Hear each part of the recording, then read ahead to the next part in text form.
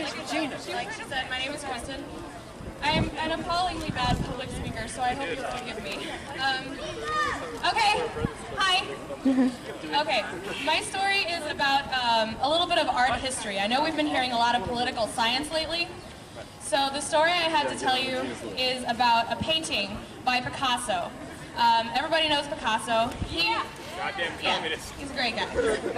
He did a painting in the 30s called Guernica. Now, Guernica is a small town in Spain that was destroyed in the Spanish Civil War. It was destroyed by the dictatorial forces who came in and slaughtered the civilians, men, women, and children. Now, the painting that Picasso did, it shows their pain, their anguish. These people are screaming, crying, writhing in this cubistic dismemberment that they cannot escape from. Now, this painting has been hailed as a representative of the true meaning of war. This is the horror of war. This is what it's all about.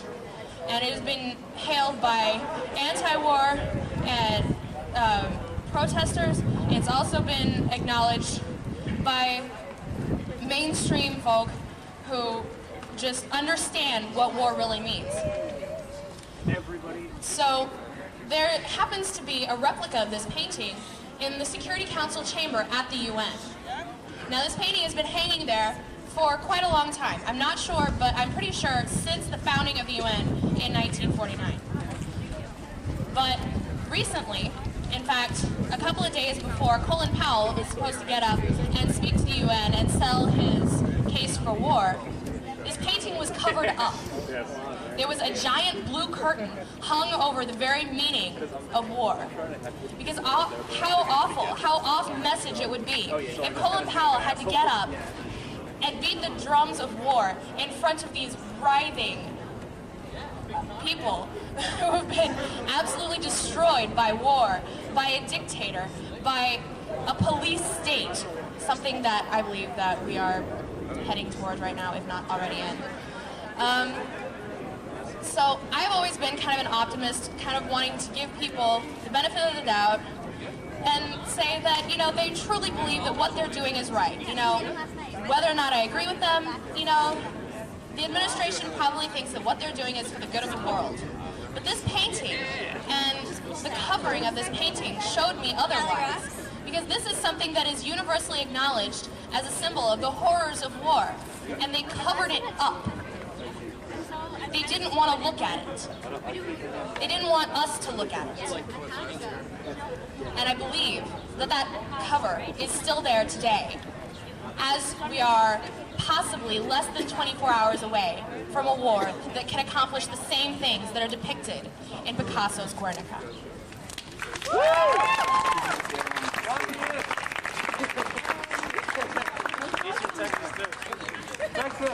Okay. Well, I try to consider myself an open-minded person, and I listen to everyone. I listen to your side, I listen to their side. And when I really think about it, I think about thousands of miles away, laying in the desert, there's thousands of corpses. We didn't send them there. We didn't put them there. Saddam Hussein put them there. All right? Their blood's not on our hands. That blood is on their hands. And the only thing I can say to people who come up to me and tell me, we have no right going in there, I say, who the hell are you? Who the hell makes you think you have the right? What makes you think you have the right to tell people in Iraq that they don't deserve the same freedom and happiness and rights as all of you? You know what? Enjoy this free assembly, enjoy the protest, because you know what happens when they free assemble or they protest in Iraq? They get killed. They get gassed. Don't blame us. We didn't do it. We didn't put them there. But that's what's happening. These people are dying. And because of your oil, because of your money, whatever the hell you think the reasons for, whatever you think we should get the hell out of Iraq, you're wrong. Because you know what? I don't care if they have ties to World Trade Center, which I think they do. No blatant evidence besides their chemical warheads. Do you work for Fox News? Actually, I do work for Fox News. Right. It doesn't matter what the hell the reason is. It doesn't matter if they have oil. It doesn't matter what you think it is. These people are dying, and you have no right to tell them that they can't be free, that they can't be happy. Because better yet, we should sit back and let the people die in the world. That's a better place. Why don't we just go there and How many of you people sat back? Yo, let him talk! Okay. 30 seconds. It's one thing. You guys sit here and you talk about you want to support life. Support life. Let us go in there. Let's get rid of some of Give these people a chance. Give these people one fucking chance. A chance to get blown up. All right. What's up?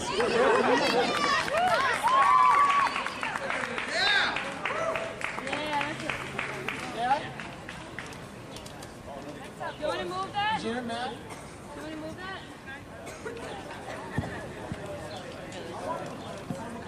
Going down. You want me to move? Gina. I know, but he's really high.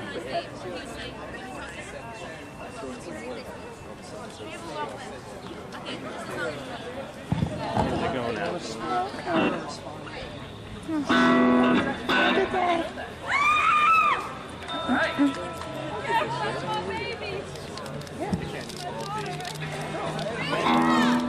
Be careful with that, I promise. How you doing? My name's Joseph. I am representing the Muslim Student Association, and I do respect that. Hey man, as long as you're honest, you know, because a lot of people, they go out there and say, we're only going there for oil, but hey, you're right. Iraqis are being oppressed, and they do have a right to be free, hey. And in Islam, they say a zulm takes out a zulm, meaning one oppressor takes out another oppressor. So Saddam, you make no doubt about it, is a real, let's bleep it out, but he's not a good guy. Anyways, I don't want you to talk too much. I just want to say oppression is bad, and oppression is bad. And this song is called Palestine. Not that I'm against the state of Israel, actually. I'm very much supportive of them also. Everyone has a right to live. This song is called Palestine. Palestine! It means Palestine, but in America we say it wrong. We say Palestine. It's really Palestine. So now you know a little more too.